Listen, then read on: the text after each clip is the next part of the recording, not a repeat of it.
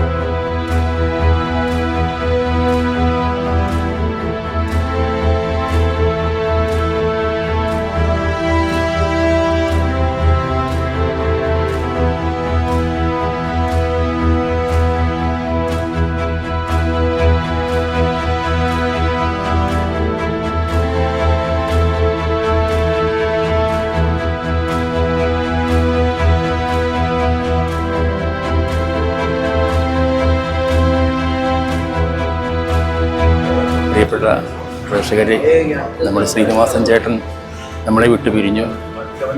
വർഷങ്ങളായിട്ട് ഞാൻ അദ്ദേഹത്തിൻ്റെ സിനിമ കാണുന്നതാണ്. പഞ്ചവടിപ്പാലം, ആ കാലഘട്ടം മുതൽ പഞ്ചവടിപ്പാലം, പാവം പാവം രാജകുമാരൻ, നെറ്റിപ്പട്ടം, സന്ദേശം, അങ്ങനെ സാധാരണക്കാരൻ ആയിട്ട് സിനിമയിൽ അഭിനയിച്ച്, ശരിക്കും പറഞ്ഞാൽ സിനിമയിൽ അഭിനയിക്കുകയായിരുന്നില്ല, അദ്ദേഹം ജീവിക്കുകയായിരുന്നു നമ്മളിലൂടെ. നാടോടിക്കാറ്റ് എന്ന സിനിമയ്ക്കകത്ത് വളരെയധികം ഇന്നത്തെ യുവതലമുറയ്ക്ക് തന്നെ ഒരു നല്ലൊരു പ്രചോദനമാണ് ശ്രീനിവാസൻ ചേട്ടൻ. അദ്ദേഹത്തിൻ്റെ നിര്യാണത്തിൽ ഞാൻ അങ്ങേയറ്റം അദ്ദേഹത്തിൻ്റെ കുടുംബാംഗങ്ങളോടൊപ്പം ആ ദുഃഖത്തിൽ പങ്കുചേരുന്നു.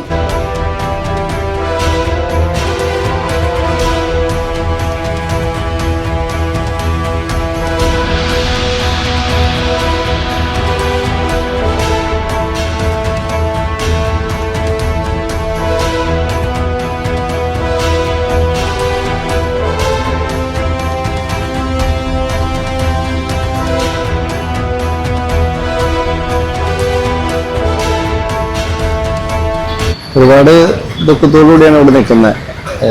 മലയാള സിനിമയിലെ ഒരു അധികായൻ എന്ന് വേണമെങ്കിൽ പറയാം അദ്ദേഹത്തെ. തിരക്കഥാകൃത്തായിട്ടും സംവിധായകനായിട്ടും അതിലുപരി നടനായിട്ടൊക്കെ ഒരുപാട് കഥാപാത്രങ്ങൾ മലയാളികൾക്ക് സമ്മാനിച്ച ഒരു കലാകാരനാണ് ശ്രീനിയേട്ടൻ. അദ്ദേഹത്തിൻ്റെ സൃഷ്ടി എന്നും നിലനിൽക്കുക തന്നെ ചെയ്യും. സന്ദേശം എന്ന് പറയുന്ന ഒരൊറ്റ സിനിമ മാത്രം മതി. ഇന്നും ആനുകാലിക പ്രസക്തിയുള്ളൊരു സിനിമയാണ് സന്ദേശം എന്ന് പറയുന്ന സിനിമ. പല ട്രോളുകളിലൂടെയും വന്നുകൊണ്ടിരിക്കുന്ന ഒരു സിനിമ, ഇപ്പം നടന്നുകൊണ്ടിരിക്കുന്ന രാഷ്ട്രീയ സാഹചര്യങ്ങളൊക്കെ എടുത്തു പറഞ്ഞൊരു സിനിമയാണ് സന്ദേശം എന്ന് പറയുന്ന സിനിമ. എന്നും മലയാളികളുടെ മനസ്സിൽ എന്നും ചിരക്കാല പ്രതീക്ഷ നേടിയ ഒരു കലാകാരനാണ് ശ്രീനിയേട്ടൻ. അദ്ദേഹത്തിൻ്റെ ഈ വിയോഗത്തിൽ അദ്ദേഹത്തിൻ്റെ കുടുംബത്തോടൊപ്പം തന്നെ അദ്ദേഹത്തിൻ്റെ വിയോഗത്തിൽ വേദനയോടെ ഒരായിരം ആദരാഞ്ജലികൾ അർപ്പിക്കുന്നു.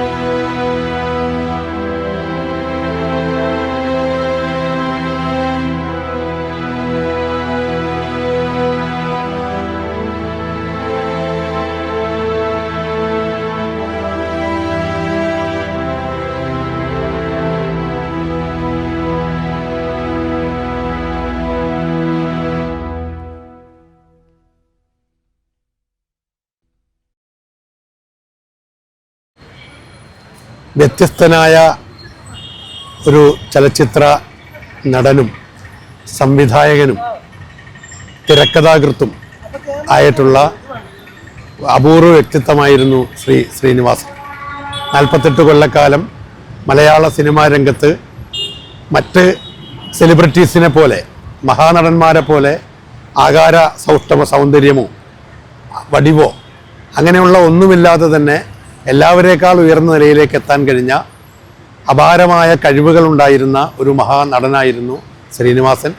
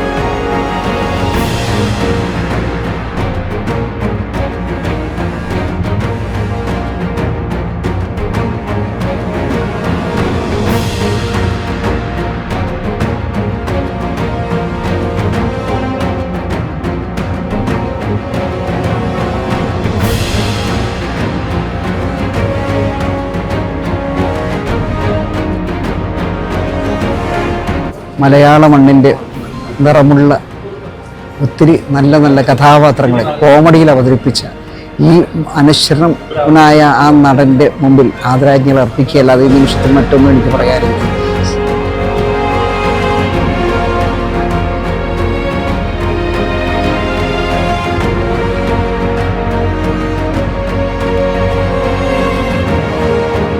കേട്ടപ്പോൾ ഭയങ്കര സങ്കടമാണ്.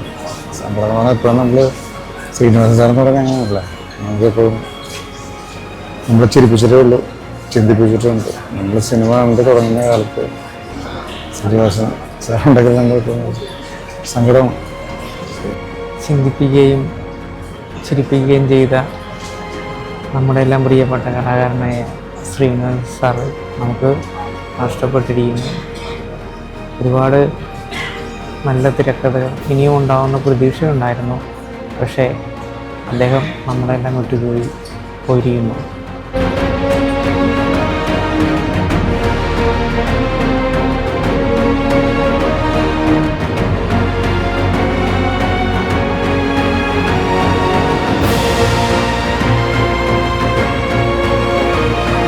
നമ്മുടെ വർദ്ധിച്ച കാലം തൊട്ടുള്ള മലയാള സിനിമയുടെ ഓരോ വഴികളും എടുത്തു നോക്കിയാൽ ശ്രീനിവാസൻ സാറിൻ്റെ ഓരോ രചനകളും ഓരോ കഥാപാത്രങ്ങളും നമുക്കൊരിക്കലും മറക്കാൻ പറ്റില്ല. സാധാരണക്കാരായിട്ടുള്ള മനുഷ്യരുടെ ജീവിതങ്ങൾ ഹാസ്യത്തിൻ്റെ മേമ്പൊടി ചേർത്തുകൊണ്ട് ജനഹൃദയങ്ങളിലേക്ക് സന്നിവേശിപ്പിക്കുവാൻ അദ്ദേഹത്തിനുള്ള കഴിവ് അപാരമാണ്. മലയാള സിനിമയ്ക്ക് ശ്രീനിവാസൻ സാറിൻ്റെ വിയോഗം ഒരു തീരാനഷ്ടമാണ്. എൻ്റെ ആദര അഞ്ജലികൾ അർപ്പിക്കുകയാണ് വളരെ ദുഃഖത്തോടെ.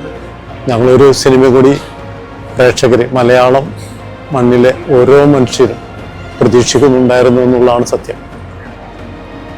അത് ബാക്കി വെച്ചുകൊണ്ടാണ് ശ്രീനിവാസൻ നമ്മളെ വിട്ടുപിരിഞ്ഞത്.